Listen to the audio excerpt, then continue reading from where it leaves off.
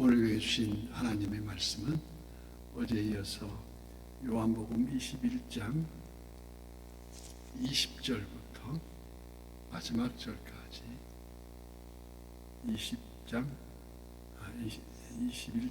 20절부터 25절 마지막 절까지 교독하고 마지막 절 합독합니다.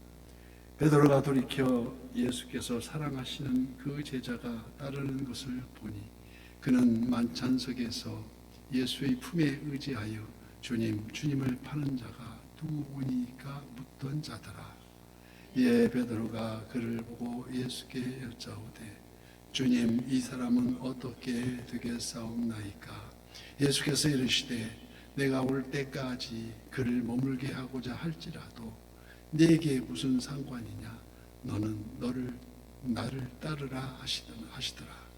이 말씀이 형제들에게 나가서 그 제자는 죽지 아니하겠다 하였으나 예수의 말씀은 그가 죽지 않겠다 하신 것이 아니라 내가 올 때까지 그를 머물게 하고자 할지라도 네게 무슨 상관이냐 하신 것이로라. 이 일들을 증언하고 이 일들을 기록한 제자가 이 사람이라. 우리는 그의 증언이 참된 줄 아노라.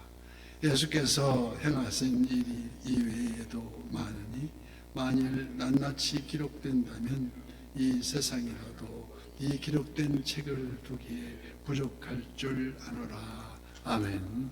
오늘도 실시간 선한 이웃의 기도의 향연 속에 새벽을 깨우는 우리 성도님들 모두에게 영과 샬롬 지키시는 하나님의 평강과 풍성한 은혜를 축복합니다. 인간은 누구를 따르느냐, 무엇을 추구하느냐에 따라서 그 사람의 운명이 좌우된다고 합니다. 마태복음 19장 24절 낙타가 바늘 귀로 들어가는 것이 부자가 하느님의 나라에 들어가는 것보다 쉬우니라. 돈을 따르는 자는 그 돈 때문에 망한다는 것입니다. 돈을 사랑함이 일만하게 뿌리가 되나니 이것을 탐내는 자들은 미혹을 받아 믿음에서 떠나 많은 근심으로써 자기를 찔렀도다고 디모데후전서 6장 말씀입니다. 일만하게 뿌리가 되어 또한 이단에 현혹되기도 하고 가산을 탐진하는 등 이 모두가 다 따라갈 대상을 잘못 선택한 사람입니다. 그럼 우리는 어떤 사람이 되어야 됩니까? 우리 주님이 복주는 복 있는 사람이 되어야 됩니다. 복 있는 사람은 악인의 꾀를 쫓지 아니하며 죄인의 길에 서지 아니하며 오만한 자의 자리에 앉지 아니하고 오직 여호와의 율법을 즐거워하여 그 율법을 주야로 묵상한다고 합니다. 오늘 본문은 부활하신 예수님이 갈릴리 고기 잡는 베드로를 찾아오셔서 네가 나를 사랑하느냐고 거듭 3번 되뇌이시며 그 마음을 어루만져 주시고 내 양을 먹이라고 당부하십니다. 네가 나를 사랑하느냐? 바로 예수님 사랑함이 새 계명을 너에게 주느니 서로 사랑하라는 그 계명을 주십니다. 즉 예수님 사랑이란 주님에 맡기신 양들을 먹이고 돌보는 것임을 강조하십니다. 이 말씀을 하시고 자리에서 일어나 갈릴리 호반을 걸으시는데 베드로가 뒤따랐고 그 뒤엔 또 요한을 비롯한 5 제자들이 걷고 있습니다. 또 일곱 제자가 같이 걷는 것이죠. 20절 말씀에 베드로가 돌이켜 예수께서 사랑하시는 그 제자가 따르는 것을 보고 그는 만찬석에서 예수의 품에 의지하여 주님을 파는 자가 누구오니까 묻던 자더라. 이는 바로 본 요한복음을 기록한 사도 요한을 가리킵니다. 21절 이에 베드로가 그를 보고 예수께 여짜오되 주님, 이 사람은 어떻게 되겠사옵나이까? 22절 예수께서 이르시되 내가 올 때까지 그를 머물게 하고자 할지라도 네게 무슨 상관이냐? 너는 나를 따르라 하시더라. 여기 내가 올 때까지는 주님의 재림을 의미합니다. 만일 주님이 재림하실 그때까지 요한을 이 땅에 남겨둔다 할지라도 이 말씀은 곧 제자들 사이에서 요한만은 순교를 전제하지 않고 달리 바뀐 사명을 감당하게 될 예지의 말씀이라는 것입니다. 이 예지의 말씀대로 그 제자들은 열방으로 흩어졌고 복음이 부끄럽지 않도록 각기 순교의 길을 걸었지만 사도 요한만큼은 밤모습에 유배되어서 다시 오실 우리 주님의 계시를 받아 요한 계시록을 기록하게 남게 되었습니다.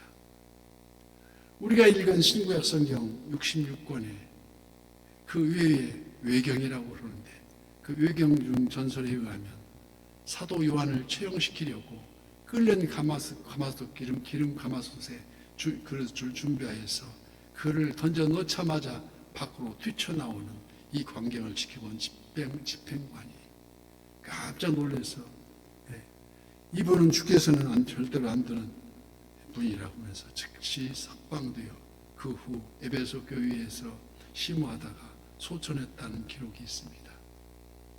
그리스도인의 각기 주어진 은혜와 각자 받은 사명대로 우리가 제자들은 서로 살아갑니다. 어떤 이는 낯선 오지에서 선교사로서 복음을 전하고 어떤 이는 사업이 번창하여 물질을 베푸는 선한 일로 베풀고 어떤 영광을 또 하나님께 영광 돌리며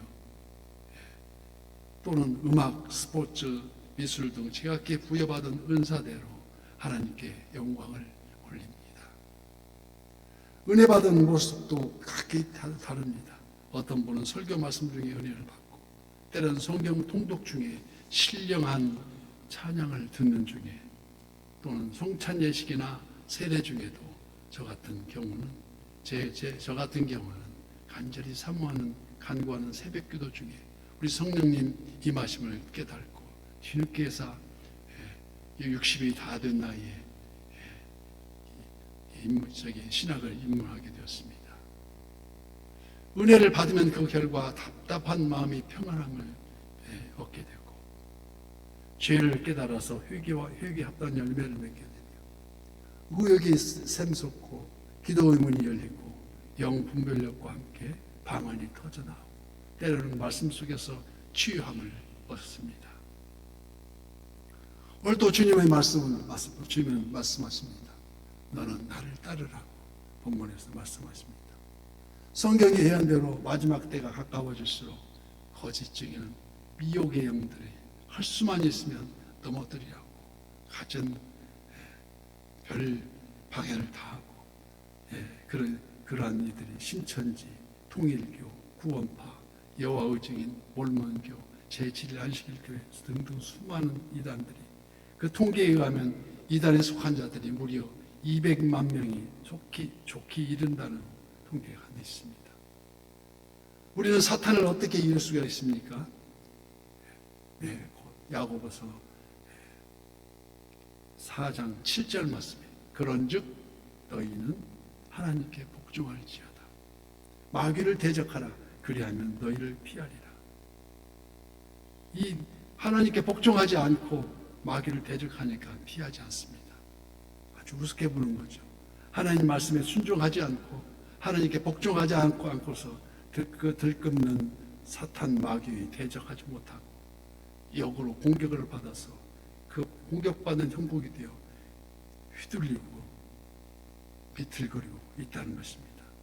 신명기 18장에 그의 아들이나 딸을 불 가운데 지나게 하는 자나 점쟁이나 규령을 말하는 자나 요술하는 자나 무당이나 신언자나 박수나 초혼자를 너희 가운데 용납하지 말라고 말씀하십니다. 이에 베드로는 하나님의 양을 먹이고 돌보는 비결을 베드로전서 5장 7절 말씀에 너희 염려를 다 주께 맡기라. 이는 그가 너희를 돌보시니라. 근신하라 깨라. 너희 대적 마귀가 우는 사자같이 두루 다니며 삼킬 자를 찾나니 너희는 믿음을 굳건히 하여 그를 대적하라. 이는 세상에 있는 너희 형제들도 동일한 고난을 당한 줄 알미라 말씀하십니다. 이는 바로 주님이 가르쳐 주신 누구든지 나를 따라오고 그러거든 어떻게 자기를 부인하고 자기 십자가를 지고 나를 따라오고 말씀하신 것 같이 십자가의 그 길은 어떤 길입니까? 불의에서 벗어나 의의 길로 가는 길이요. 그 십자가의 길은 악에서 벗어나 선한 길로 가는 길이요. 또한 어둠에서 광명한 빛으로 가는 길이요. 그 십자가의 길은 고난의 길 가운데 영광으로 향해 가는 그 죽음의 길이었어. 영생의 길로 이르는 우리 본국, 우리 본향, 천국 영생의 길인 줄 믿습니다. 그래서 십자가의 도가 멸망하는 자들에게는 미련한 것이요. 구원받는 우리에게는 하나님의 능력이라고 말씀하시지 않습니까? 막상 눈에는 지금 좋아 보일지라도 다 스쳐 지나갈 한순간에 그 세상 길을 다 허무와 헛짓 있는 인생인 것을 우리는 오직 우리 주님이 주신 말씀의 진리를 통하여서 바른 안목으로 바른 영안을 열어서 그 간구하며 소원하며 본서의 기록 목적인 오직 이것을 기록하면 너희로 예수께서 하나님의 아들 그리스도이심을 믿게 하려 하며 또 너희로 믿고 그 이름을 힘입고 생명을 얻게 하려 하심이라는 것을 우리 깨달아서 분명하게 밝히고 있는 것 같이 너는 나를 따르라. 말씀에 순종하여 날마다 주를 섬기며 언제나 주를 기리고 그 사랑에 살면서 딴 길로 가지 않는 선한 이웃의 모든 지체가 되시기를 예수님 이름으로 간절히 축복합니다.